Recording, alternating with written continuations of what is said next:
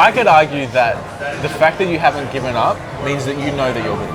Because no one is crazy enough to keep going at this if you don't, on some level, feel like you're good enough. Yeah, but it still feels weird to say out loud. You don't have to say it, I'll say it for you.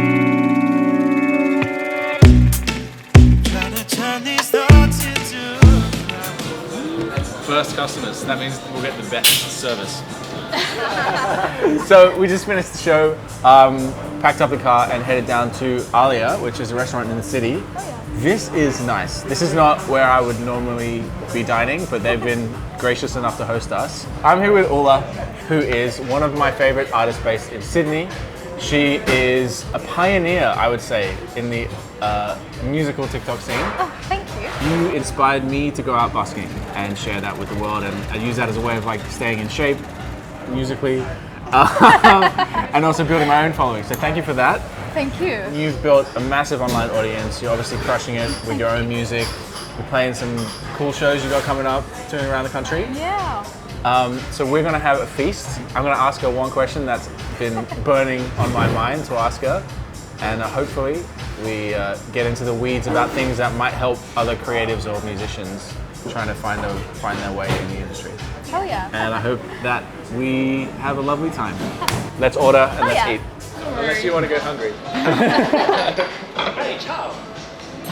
We also need to have the lamb neck shawarma. Yeah, sure. Everything's going to be sorted. All right. What's your name, bro? Sam. Thanks, Sam. See you, Sam.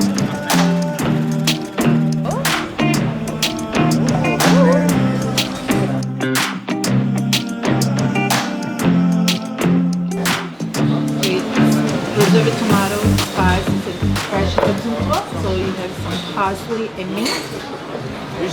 Oh, it's so puffy. This is eggplant, aubergine. Tasty. That's naughty. It's really good. So, the question I want to ask you is, do you think that musicians today, artists today, are inherently worse than the artists of maybe like 10 years plus ago? We have to spend so much time making content that we don't get to put in those hours and hours and hours of just writing songs, recording songs, and putting our time into the craft. We now essentially have to run a business, and you have to wear so many more hats. So my question is, does that mean that the art suffers across the board? That's such an interesting question. I think on a general scale of every musician out there in the world, yeah, I think so. I think it's worse. Right. I can obviously only speak for myself. I don't know every other person's You can make general journey, sweeping statements. but there's just the give and take of what is more important to you, I guess. So like 100%, I agree with what you're saying. I love playing guitar. Yeah. I'm not that great at it, and honestly, yeah, if I didn't do social media and all the other stuff, I probably would be pretty good at guitar because I'd be practicing guitar every day, spending my day doing that. But realistically, half of my day minimum is spent on social media or some form of social media, whether it's filming or editing or whatever stuff. So yeah, I guess, yeah. And like, how many less songs have you written? Yeah, Because that's very true. Because creatively, you're thinking about what's the next video rather than what's the next song. And I know that you still would have had to market your music in the past, and it would have been like organizing shows and stuff like that. But you still have to organize the shows. You still have to like do all that side of stuff. Write the songs, be proficient at an instrument, be good at singing, navigate the recording process, as well as all this other stuff. How can we be as good musically? I think the flip side is, again, for me personally, I do love the content creation side of it. So I don't feel like I'm necessarily missing out on anything by having to do social media. But I know that there are a lot of artists and musicians that are not in that boat, that don't want to do that kind of stuff. I guess the negative side, I don't feel as much because I do love doing that stuff. It's like you've replaced one thing with another thing rather than you've lost something. As much as I love music, I am a creative person in all aspects. I love anything to do with creativity. So coming up with ideas, even if it's just ideas for TikTok, that's still that creative process, and I love that stuff as well, which is why I love doing social media. I'm very grateful to be in the place that I am. Well, speaking of the place that we're at, Yeah. let's I know. keep eating. Let's go, boys. Let's tuck in. Is the vegan cheese on the side. Here's the carrot. And the pièce de résistance. And this is a long neck shawarma. Salt bread.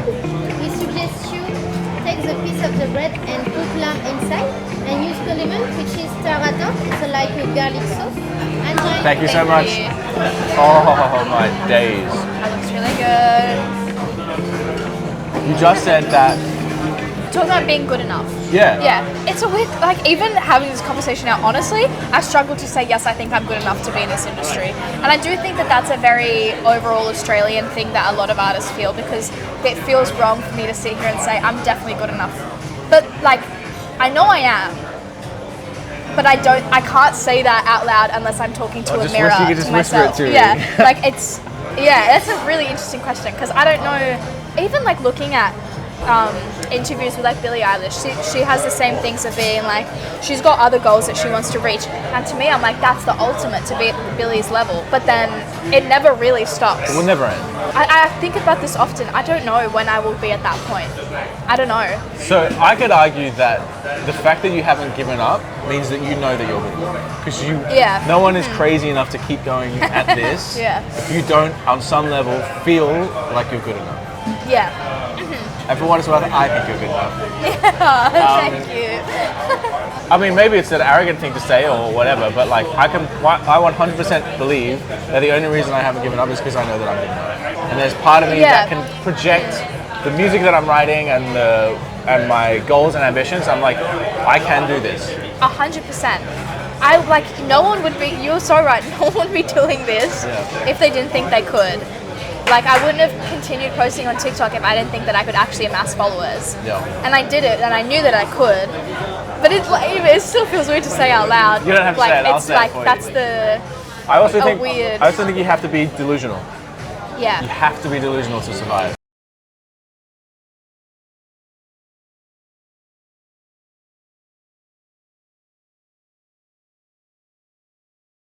So here we have the Lebanese zucchini with pistachio tannin on the base and almond joujou on top. Chippies. Thank Yay! We know what these ones are. Thank you. Thank you so much.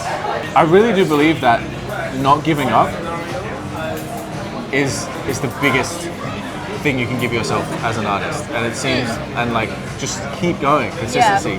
Like, I've seen people have amassed 1.5 million followers and then fall off and they give up because they can't handle the fall from that or whatever it may be. And I know that's something that's really difficult to wrestle with. But I love stories like Chapel Roan, 10 years. She was trying, and then, well, like Chris Stapleton, one of my favorite artists of all time, released his first album when he was 40 years old.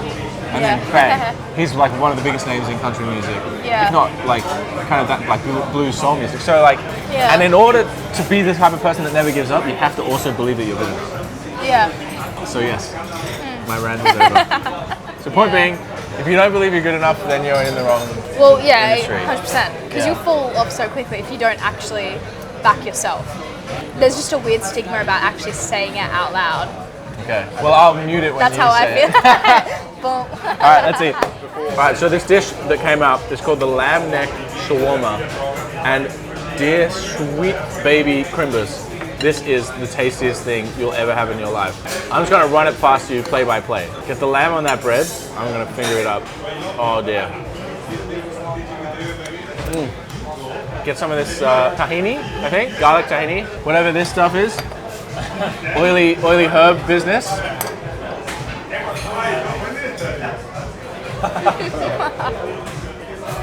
Oh my god! That's my favorite thing in this city, for sure. Oh my god. It's that good. That's a big call. Tell me it's not good. It's the best thing I've ever eaten. Exactly. Yeah, it's insane. This place, Aalia, thank you for giving me that spiritual experience.